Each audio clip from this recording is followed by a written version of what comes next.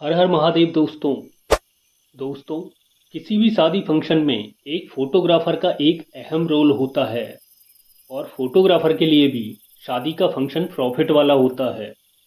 एक ही शादी में उसे अच्छी खासी इनकम हो जाती है। पर क्या हो अगर कोई शादी फोटोग्राफर के लिए एक बुरा सपना बन जाए? क्या हो अगर शादी के बीच कोई भयानक घटना हो जाए? ऐसी घटना जिस पे आंखें भरोसा न कर पाएं, आपकी बुद्धि चकरा जाए, दिमाग काम करना बंद कर दे। दोस्तों, आज मैं आपके लिए लेकर आया हूँ छलावा की एक बेहद रोमांचक और सच्ची घटना। पर उससे पहले अगर आपने अभी तक मेरे इस चैनल को सब्सक्राइब नहीं किया है तो प्लीज़ चैनल को सब्सक्राइब कर लें। मैं अपने चैनल पर काफ़ी इंटरेस्टिंग और रहस्यमयी कहानी लेकर आता रहता हूँ। दोस्तों, ये घटना उत्तर प्रदेश के एक छोटे से शहर की एक सच्ची घटना है। ये बात सन 1995 की है। मोहन एक फोटोग्राफर है और वो अभी जल्दी में ही अपने गांव से शहर में शिफ्ट हुआ है। शहर आकर एक दुकान किराए पर लेकर वो उसमें अपना खुद का फोटो स्टूडियो खोलता है। वो अभी शहर में नया था, वो ज़्यादा किसी को जानता नहीं था और ये शहर अभी उसके लिए अनजान था। और उसका गांव भी इस शहर से काफ़ी दूर था।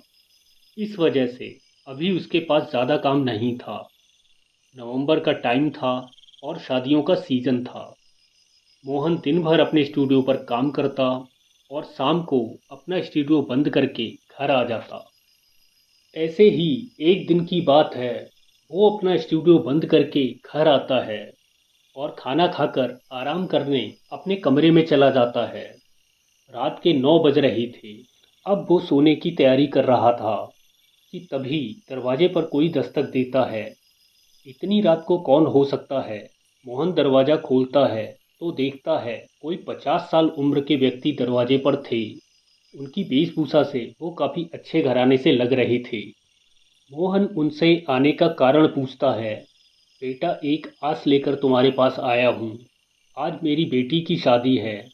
सारी तैयारियां हो चुकी हैं, बस हमें कोई फोटोग्राफर नहीं मिल रहा है। हमने जो फोटोग्राफर हायर किया था उसकी अचानक तबीयत खराब हो गई। अब मुझे कोई दूसरा फोटोग्राफर नहीं मिल रहा है। कहाँ से आ रहे हैं आप? मोहन पूछता है। यहीं आगे वाली जोशी कॉलोनी से। बताओ बेटा, चल रहे हो?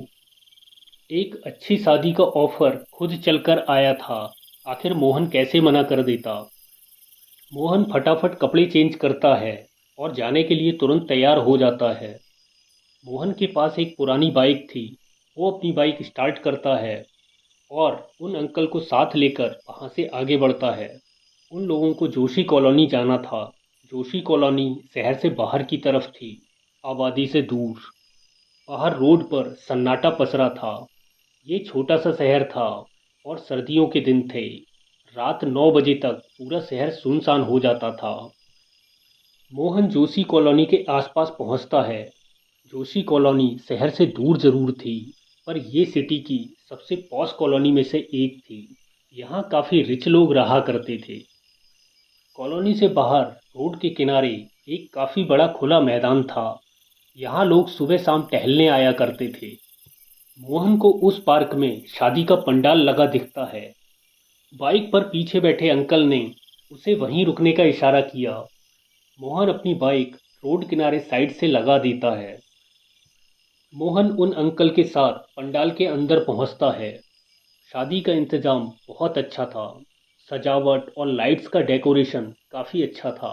पूरे पंडाल में फूलों और इत्र की खुशबू फैली थी। शादी में आए हुए लोग काफ़ी अच्छी फैमिली के लग रहे थे। मोहन ने ऐसी हाई क्लास शादियां ज़्यादा अटेंड नहीं करी थीं। मोहन फटाफट अपना कैमरा सेटअप करता है और पिक्स लेना स्टार्ट करता है। लोग शादी के माहौल में बिजी थे।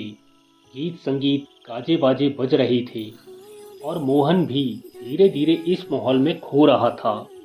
इतनी अच्छी शादी में आकर वो खुश था, साथ में वो ज़रूरी पिक्स भी ले रहा था।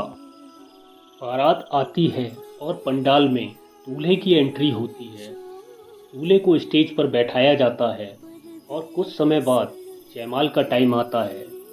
सब लोग आकर स्टेज के पास जमा हो जाते हैं। मोहन अपना काम कर रहा था और फिर दुल्हन अपनी बहनों और सहेलियों के साथ स्टेज पर पहुंचती है। मोहन दुल्हन और उसके साथ आई हुई औरतों को देखता है। सभी ने बढ़िया साड़ी और ज्वेलरी पहन रखी थी। दुल्हन काफ़ी खूबसूरत लग रही थी। दुल्हन के साथ जितनी भी लेडीज़ थीं, सब ने अच्छा खासा श्रृंगार किया हुआ था और सभी लोग बेहद खूबसूरत लग रहे थे। दूल्हा दुल्हन की जोड़ी काफ़ी जच रही थी। हर्ष और खुशी के साथ जयमाल का प्रोग्राम संपन्न होता है। मोहन तो इस शादी के माहौल में ऐसा खो जाता है कि वो कुछ पिक्स लेना भूल जाता है। आधी रात से ज़्यादा का समय हो गया था और अब फेरों का वक्त हो गया था।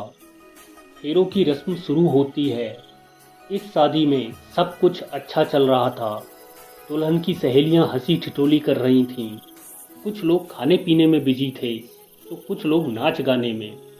दूल्हा दुल्हन फेरों के लिए बैठे थे। पंडित जी मंत्र पढ़ रहे थे और मोहन अपने कैमरे के साथ बिजी था। तभी अचानक एक शोर सा उठता है। लोगों में भगदड़ मच जाती है। पता नहीं कैसे, पर पूरे पंडाल में चारों तरफ से आग लग जाती है। लोगों में चीख पुकार मच जाती है। आग पूरे पंडाल में फैल जाती है। इस आग की चपेट में दुल्हन का लहंगा भी आ जाता है और देखते देखते आग बुरी तरह भड़क जाती है और बहुत तेजी से इस आग में सब कुछ जलकर खाक हो जाता है। ये अचानक एकदम से क्या हो गया, मोहन कुछ नहीं समझ पाया। मोहन अपनी जान बचाने के लिए भागता है, पर धक्का मुक्की में वो नीचे गिर जाता है। मोहन को लगा कि आज वो जिंदा नहीं बचेगा। उसका दिमाग चकरा जाता है, आंखों के आगे अंधेरा छा जाता है और मोहन बेहोश हो जाता है। पता नहीं कितनी देर बाद उसे होश आता है। कोई उसके गाल थपथपा रहा था। बेटा, बेटा, क्या हो गया? इतनी रात में यहाँ क्या कर रहे हो? मोहन की आंखें खुलती हैं। उसके सामने 3-4 लोग खड़े थे, जिनमें से एक बुजुर्ग अंकल उसे झिंझोड़ रहे थे। वो चौंक कर उठ बैठता है और एकदम बदहवास हालत में चारों तरफ देखता हुआ बड़बड़ाता है, वो आग, वो आग, वो शादी और वो सब लोग।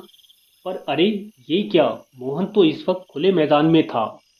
वही खुला मैदान जिसमें अभी तो पंडाल लगा था, शादी हो रही थी और जलती आग में सब लोग जान बचाकर भाग रहे थे। इतनी भयानक आग, पर यहाँ तो अब कुछ नहीं है। न पंडाल, न आग, किसी का कुछ नामो निशान नहीं। चारों तरफ खुला मैदान, ऊपर आसमान और बीच मैदान में बैठा हुआ मोहन और उसके आसपास ये 3-4 लोग। ये सब क्या था? कहीं मोहन कोई सपना तो नहीं देख रहा था? मोहन को बदहवास हालत में देखकर वो बुजुर्ग अंकल उसे शांत होने के लिए बोलते हैं। शांत हो जाओ बेटा, कुछ नहीं हुआ, तुम ठीक हो, उठो और यहाँ से चलो। वो लोग उसे उठाकर मैदान से बाहर रोड किनारे लाते हैं। एक आदमी मोहन के लिए पानी लेकर आता है। मोहन वहीं बैठकर पानी पीता है। रोड के किनारे उसकी बाइक खड़ी थी। मोहन को अभी भी कुछ समझ में नहीं आ रहा था। क्या हुआ बेटा, तुम यहाँ क्या कर रहे थे? वो सब लोग उससे पूछते हैं। हम सब लोग यहीं पास में रहते हैं। एक चीखने की आवाज़ सुनी तो हमने घर से बाहर निकल कर देखा, तुम यहाँ मैदान में पड़े हुए थे और बेहोशी की हालत में चीख रहे थे। अरे, मैं यहाँ एक शादी में आया था, फिर वहाँ आग लग गई और फिर समझ गया, समझ गया। उन लोगों में से एक अंकल मोहन को बीच में ही टोक देते हैं। तो बेटा, आज तुम भी इस घटना का शिकार बन गई। वो अंकल बोलते हैं। क्या मतलब? मोहन चौंक कर पूछता है। बेटा, ये बात लगभग 5-6 साल पुरानी है। यहाँ से थोड़ा दूर एक परिवार रहता था। शहर के काफ़ी बड़े व्यापारी थे, काफ़ी संपन्न लोग। उनकी इकलौती बेटी की शादी थी, ठीक इसी जगह। शादी काफ़ी धूमधाम से हो रही थी कि तभी अचानक कुछ बदमाशों ने पूरे पंडाल को घेर कर चारों तरफ से आग लगा दी। इन बदमाशों की लाला जी से कहासुनी हो गई थी। ये बदमाश लाला जी से दुश्मनी रखने लगे और रंजिशन उन्होंने इतनी बड़ी घटना को अंजाम दे दिया। लाला जी का पूरा परिवार इस घटना में जलकर मर गया। इस घटना के बाद कुछ सालों से एक अजीब सी घटना इस जगह पर घटती है। शहर से किसी फोटोग्राफर को किसी बहाने से यहाँ बुलाया जाता है और फिर यही सब होता है। ये घटना सिर्फ किसी फोटोग्राफर के साथ ही घटती है, पर फोटोग्राफर को किसी तरह का नुकसान नहीं होता है। मेरी जानकारी में तुम ऐसे तीसरे फोटोग्राफर हो। मोहन उन लोगों की बातें सुनकर हक्का बक्का रह जाता है। उसे अभी भी इस सब पर भरोसा नहीं हो रहा था। मोहन अपनी बाइक उठाकर अपने घर वापस चला जाता है। तो दोस्तों, ये थी छलावा की एक सच्ची घटना। ये कहानी आपको कैसी लगी कमेंट करके ज़रूर बताना। साथ ही साथ वीडियो को लाइक, शेयर और मेरे इस चैनल को सब्सक्राइब भी कर लेना। दोस्तों, आपको किस तरीके की कहानियाँ ज़्यादा पसंद हैं कमेंट करके ज़रूर बताना, ताकि उस टॉपिक से रिलेटेड और भी कुछ सच्ची घटनाएं मैं आपके लिए लेकर आ सकूं। तो दोस्तों, मिलता हूं आपसे एक और रहस्यमयी कहानी को लेकर।